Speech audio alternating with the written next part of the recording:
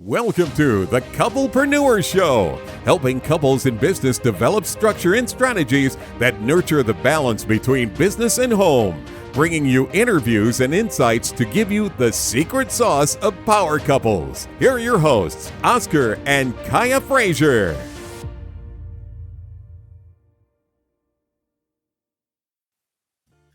Entrepreneurs, couple-preneurs, aspiring entrepreneurs, those thinking about just making a change. If any of those things resonate with you, you are absolutely in the right place. Today, I'm super excited to have a very special guest with us today from the product development, product launch side of the house. Very excited to get into the weeds with him. But before I do that, let me turn it over to Kaya to give a shout out to our sponsors. All right. Acknowledging our sponsors, we have Carolina Runners. They are a family-owned trucking company. And if you are an owner-operator looking for an authority, please make sure you check them out. You can find them at carolina-runners.com. Again, that's carolina-runners.com. I always have problems with the dash and the slash. Hey, man. Hey, you're doing your thing today. No worries. You're doing your thing. And then also, we have Talk Shirt to Me. Shirts that speak and help you express your style. You can find them at talkshirttome.com. Again, it's spelled exactly how it sounds. Talkshirttome.com. I give you like a 95. That's an A+. That's an A+ today, man. You did your thing. You did your thing. All right. So to our listenership, let me give you all a quick backdrop as far as why I think this conversation is going to be especially important to those that are in the entrepreneurial space. Over the years, where Kai and I have supported various small businesses within that particular sector, we've run into all sorts of product owners, product developers, innovative people that want to launch a product and bring it to market. The challenge that a lot of them typically have is what steps, one, that you take to get it from, your brain to paper, but then from paper into production, from production into some sort of a supply chain to where you can make and launch at mass, right, to reach a critical mass.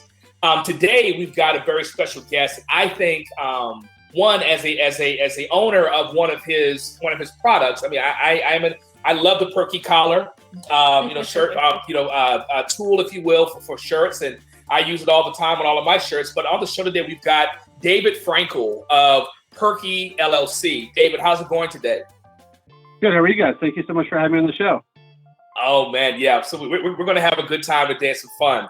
So if you can, before I start just kind of stealing your thunder, because again, I could probably be a salesperson to tell just how great the actual Perky Collar works. But from my understanding, you've got a lot of other aspects of this business. So if you can, just walk us through first who you are, your background, how you got into entrepreneurship, and then let's kind of transition into Perky LLC.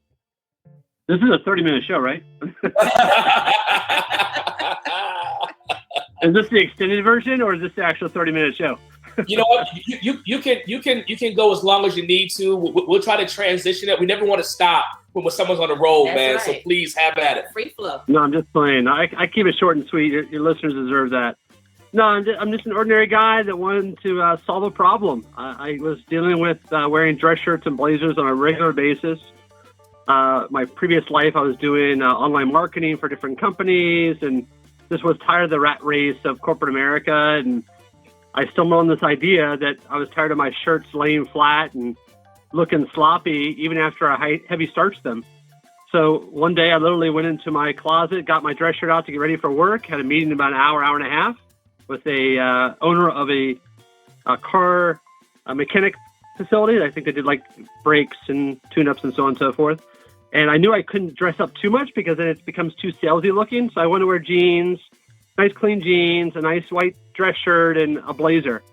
And I took the dress shirt out of the closet and put it on. And I'm like, man, that dress shirt looks terrible. This is heavy starch. Maybe it's just a bad shirt.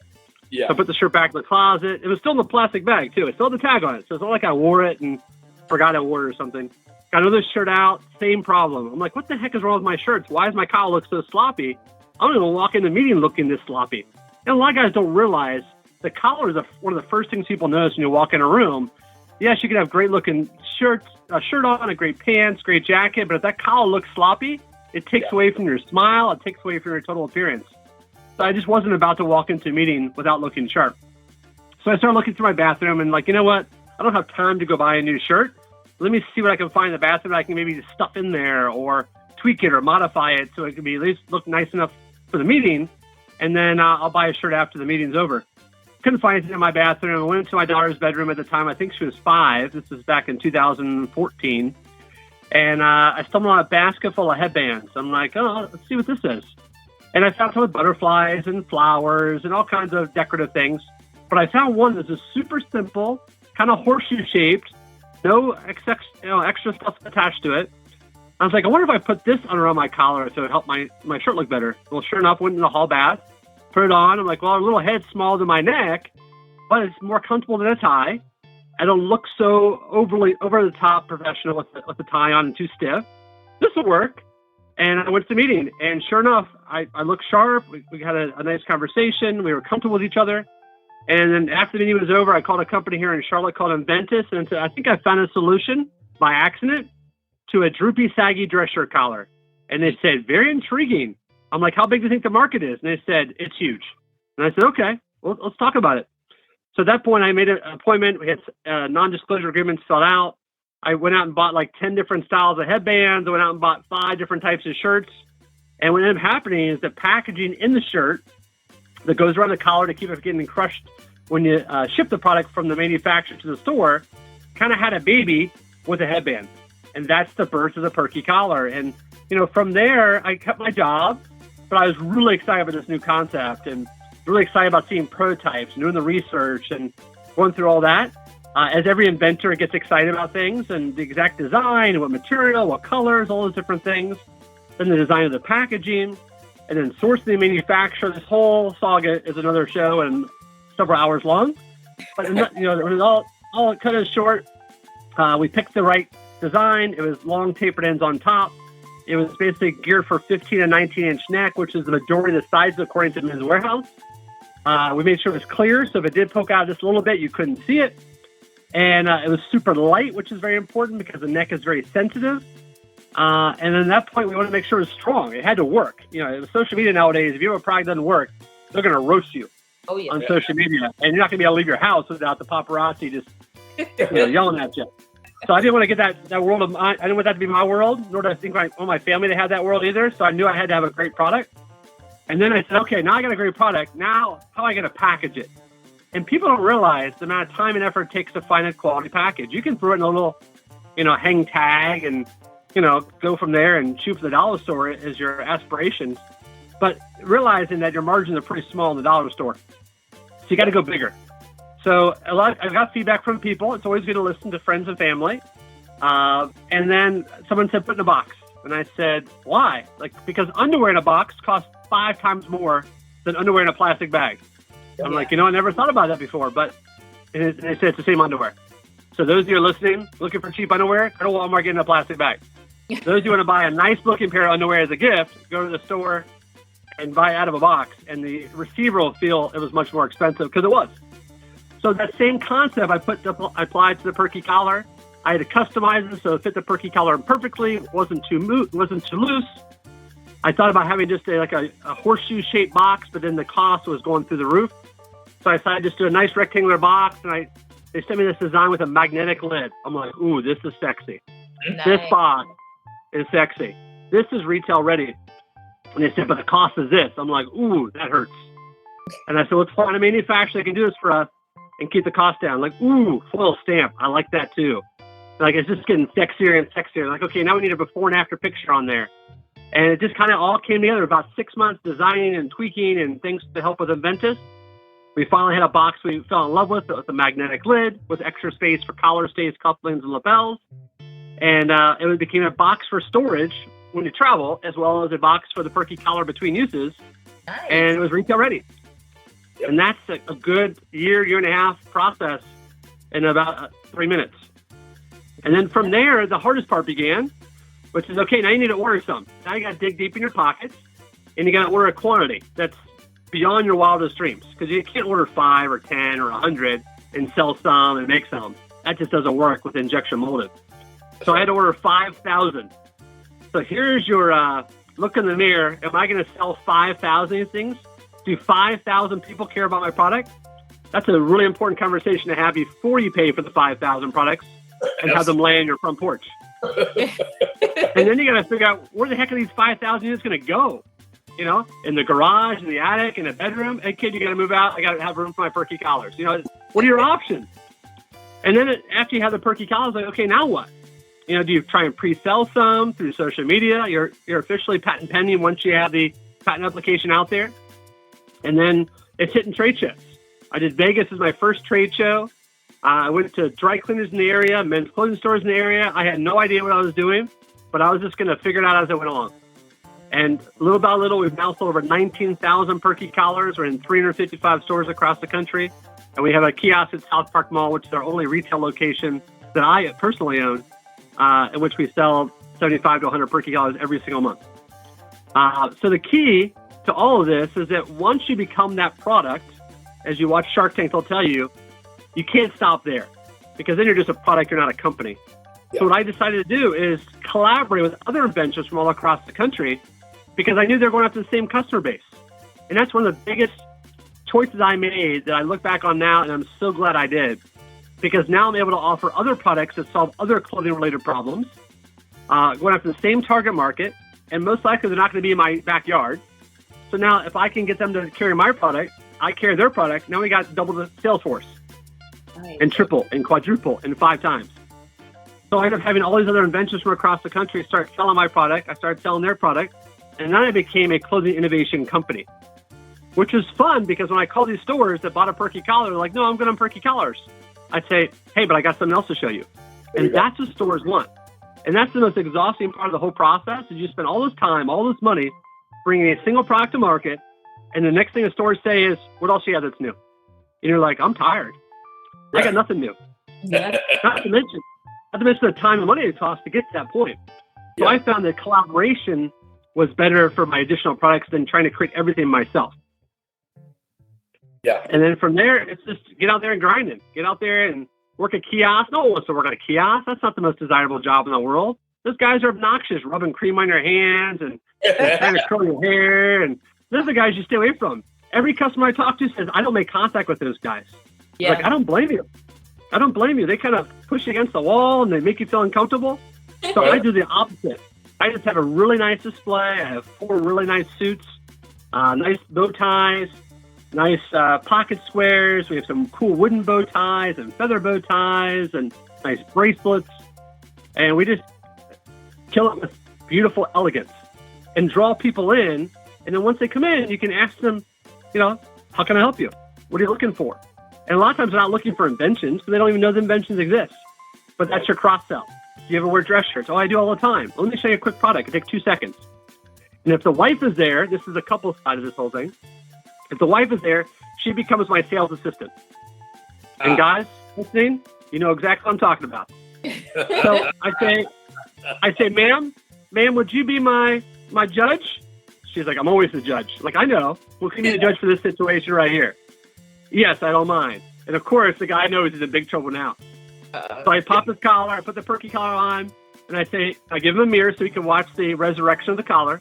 And I turn to his wife or his girlfriend and say, ma'am, does your husband look better?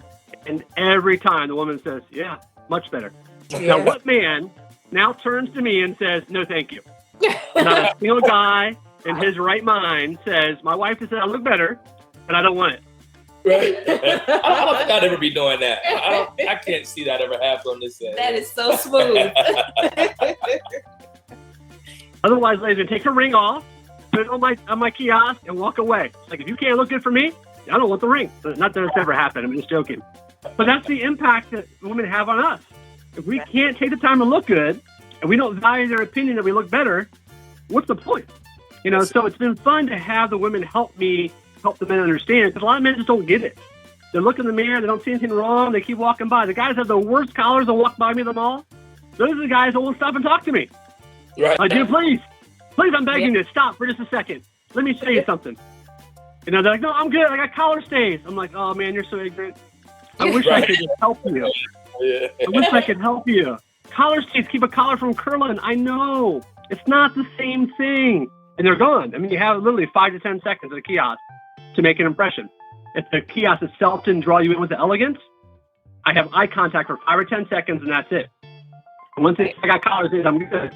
They're gone. And they may stop on their way out, but it's unlimited. It's a challenging sales environment. And I'm sure in the stores the same thing. It's a $25 product.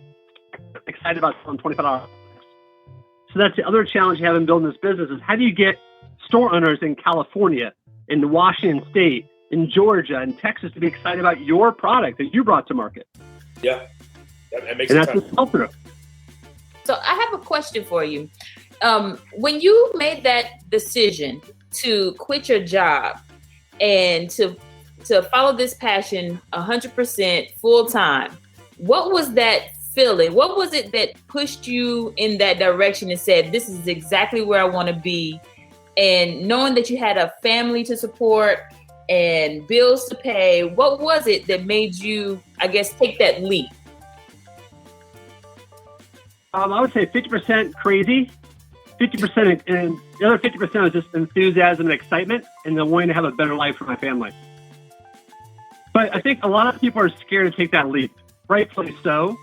We're kind of programmed in society to go to high school, go to college, get a job, work for someone else, help someone else achieve their dreams. Yeah. But where does that entrepreneurship achieve their own dreams? You know, so at some point, you know, my parents are both employees. I didn't get it from them. You know, my grandfather had his own business, a PhD in musicology. He was a creator. He was just a musical genius. My grandfather was a professional artist. So I got my creativity and my flair and my chutzpah, my drive, my energy, my desire to do something different from them for sure. And part of it was that she just saw I wasn't happy doing what I was doing. I mean, I did the best I could with what I had to work with, but she saw a spark in me. I had this product and this enthusiasm, and I couldn't even say a lot to her until I was patent pending, which is actually very hard in a marriage when even though you're working on something and you really can't trust anybody with the information until you're patent pending, because just a subtle conversation with a friend over the phone or at lunch can totally destroy your patent. Yeah. So that was a challenging time for me. She's like, "You're not going to tell me what this idea is?" I'm like, "It's not that I don't want to tell you. I can tell you what it's related to, but I can't tell you much more than that." And that was a tough point for us because she thought that I didn't trust her and she didn't think she could keep a secret. It wasn't about trust. I know I can't keep a secret. So I know I wouldn't want her to tell me what her idea was. Right. So I just was kind of her the same way. And then once we got patent pending, like, "Okay, here, honey, here's everything. I don't want to know now." So she gave me attitude about it. But, you know, ultimately, it's a collective decision to move forward and support each other. And, you know, she's been a stay-at-home mom for many, many years. Just last year, she's gone back to work and started catering and taking on for herself. And she does some things on the side, too. So our kids really have two entrepreneur parents that understand the drive, the work ethic, and it's a nonstop. But I think it's one of those things where, you know, I think they saw in me something that had opportunity, and they saw I was passionate about it, and they just wanted to be supportive. I was mentioning to you a second ago, one of the things that when you were saying about how like you have this thing that you're doing, but you can't really share it. Me and Kai were kind of chuckling over here because our careers started off in like the federal space where I was in a really highly cleared and classified space. And so I would, when I would come home, she'd be like, "How was your day?" And I'm like, "That's a loaded fucking question," you know, because, you know, do you really want to know? Like, I can't tell you, but so much and stuff. So totally hear you there, man. But David, a quick question for you. So bringing a product to market, right? So what's that first step look like? A lot of our listenership that may be in that space where they've got an idea or they've got a product, maybe they've sold a couple of them to friends and family, but they're trying to really get it to that next level. What's your recommendation to get them to that next point? I think the first step is find out if your product's already out there. Okay. And I think sometimes we jump ahead too far and we're thinking about who's going to want to buy it. But we need to figure out if it's already out there. Because if it's already out there, you're wasting time and money. That's right. Go to the U.S. Patent Office, uspto.gov. You can do Google patent search just to get a sense of if anything is similar to your idea and it's already out there. There's very few things that are invented that are totally brand new. Most inventions are actually modifications to existing patents. So the fact that you have an idea that's totally brand new is pretty unusual. Even in the Perky Collars case, even though my product is totally brand new and not a modification, there are some like collar stiffeners that are out there from like the 1940s and 30s and so on and so forth. But they weren't intended to be worn. They were just intended to be used to stiffen the collar in general, and that's it. Yeah. So that's the number one suggestion. And then once you realize the product you want to bring to market is not out there, to help you. I mean, it's so hard to do everything by yourself. You can't be great at everything. I hired a company here in Charlotte called Inventor because they were known for helping with prototypes and helping to come up with a working prototype and allow me to test the product with people and get feedback. And I think if you try and do everything yourself, I think sometimes you end up making more mistakes than you need to, or making costly mistakes you don't need to make. I would avoid some of the online ones like Inventor and some other ones because I feel like they are more about idea submissions. And, it's just, I mean, if you submit your idea and that's it, don't expect to have a whole lot of return on your investment because they're taking all the risk. Yep. Yeah. So the companies want to work with the ones that are there to support you in the entire process of developing the product, all the artwork, everything along the way, and then making sure you're the name on the patent, nobody else. Oh no, we're just going to put in our name temporarily, and then we'll switch it to your. No. That's not how it works. Exactly. Because that day will never come, and then you got a court battle. How much money do you want to spend in court? That's the big question then. Yeah. So the key is to own everything along the way. I love that advice that you give about actually looking for someone that can help you. Because a lot of times us as entrepreneurs, we try to take on everything by ourselves, from the idea to the marketing to the branding of it to, the operations. We try to take on everything, thinking that we're saving money by doing that. But sometimes that can actually be a costly mistake versus having somebody there that can mentor you, guide you, and help you through the process so that you can make smart decisions. So I love that nugget of information. Yep. One thing my dad would say, sometimes, he actually passed away last year, unfortunately, but one of the things that he would say is always like, if you go to the doctor and you go in there and it's like, let's say it's a barber that comes out and he says, how can I help you today? I have a passion for being a doctor. You're probably going to walk out of the room, right? So it's like, if you have a specialty that you're good at, stay in that lane. And then to your point, hire experts, that can come and take on what they're good at. So you don't try to quote unquote fake the funk and end up losing the shirt off your back behind trying to get into something that you're not really ready to do, or that you have the expertise to handle. David, what does it take? So once you have the product, or you realize that you're on to something, you've got a niche. What does it take once you have the product in hand? That's when the real journey begins. Okay. It's a matter of what are you willing to do. How far outside your comfort zone are you willing to go? How much are you willing to take the negativity on social media? That product's stupid. Are you kidding me? That should be thrown in the garbage. You watch Shark Tank, Mr. O'Leary saying you should take all your product, put it in the big pile in your backyard and burn it. You're going to have a lot of negative Nancy's. And most of them are people that are just jealous that they didn't think of it. But you have to be able to push through that. And you have to be willing to say, you know what, I really believe this product's going to help people. And that's the core of who I am. And that's going to help me get through it. And then you're going to have some people that love your product. And those are your fanatics, and you got to put them on a rooftop and give them a voice. And then every time you get a fanatic like that, just soak it all in, because that's going to give you the fuel to handle the next 100 people that aren't so excited. And it's a challenge. I mean, it's the hardest thing I've ever done. Because again, you're going to have people that just don't get it, don't like it, don't want it, think it's stupid. And that's okay. And you start to realize, I don't really care about your opinion. No, I care what my customers think. I definitely want to find out if they think it solves a problem. If the product I brought to market is something that's a perfect fit for them and they don't like it, then I have to listen. But if they're just being negative, Nancy, to be negative, I don't need that. I don't need them around me. I don't need them to have a voice. I just need to keep pushing past them. Now, if you're gung-ho about a product and no one else seems to like it, and you're in the early stages, then that's a different thing. But if you know you have a product that's really going going to solve a problem and it's going to be needed by a lot of different people. Obviously, the other thing we want to look at too is how big of a problem are you solving? How big is the market? Is it every man? Is it every woman? Is it only people in certain regions of the country? The bigger the market, the bigger the opportunity. So these are things you want to figure out before you put any more money into the product, developing it, because you got to make sure the market's big enough to make it worth your time and effort. Yeah. You know, and what else is on the market that's a comparable price? You know, that's going to kind of dictate how much you can sell it for. It may be great, but if there's something that's already out there that's comparable for a certain price, let's say it's $25, that means yours is going to have to be around 25 or less. So you have to have wholesale margin in there, which is the price you sell to stores. And then you also need to have margin there for people that sell to stores. So that's another below wholesale price. And then you have your cost. So there's got to be some room in there for you to make it some money. If there's no room to make money, then halt the process right there. And that's why when you watch Shark Tank, they talk about all the time, what's your cost? What's your cost? What's your cost? Can you get it lower? If you order more, could you get it lower? Because it's all about what I can sell it for and what it costs me. And if that number's not big enough, it's a really tough journey to take on and to go on. Absolutely. Right yeah, the gross margins there and everything are so critical. And for listeners, something to consider when you start to do your research.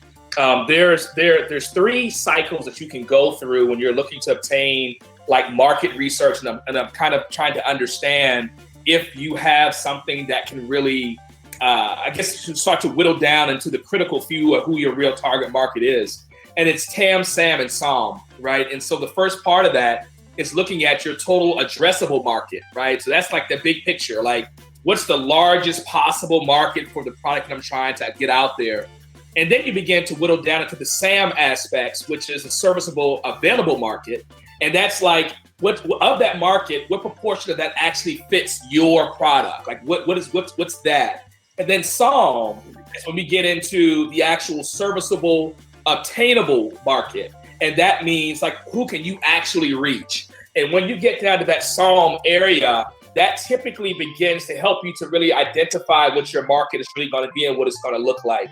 So again, TAM, SAM, SOM is something that a lot of us that are in the entrepreneurial space and the product development space would highly recommend to do some of that research so you can really begin to identify where and how you go about obtaining your market. David, people that are interested in learning more, buying a Perky Collar, or getting in contact with you, what's the best method that they can use? Well, that's the website, which is Perky, the company name, PerkyLLC.com. And then if they have any questions, they can email me, which is info, INFO, at PerkyLLC.com. And I'm also happy to take calls as well at 704-839-1169. And then obviously on social media, Facebook, Twitter, Instagram, Pinterest, Tumblr, LinkedIn, all have Perky LLC pages. And then I also have my own podcast as well called the Perky Collar Radio Show, where I interview business owners and entrepreneurs, similar to you. But the objective is to share their story, mistakes they made, share their success stories, what they learned from their mistakes. And it's been fun because I have global guests, and it's just so much fun to learn from others. I think one of the biggest keys to your success is your network is your net worth, and it's the power of peers. You've got to keep striving to drop the ones that aren't helping you and pick up new ones that are going to push you to the next level. And be around people that have been there, done that have the successful businesses and successful marriages. And, you know, it's so important the people you surround yourself with, because you're going to have really tough days and you're going to have really good days. And you want to get through the tough days. You want to celebrate the good days. And unless you have the right group around you, it's really hard to continue to go upwards. It's really easy to go downwards or sideways, or to stop altogether and go back to your job. So that network is incredibly important. 100% agree with that.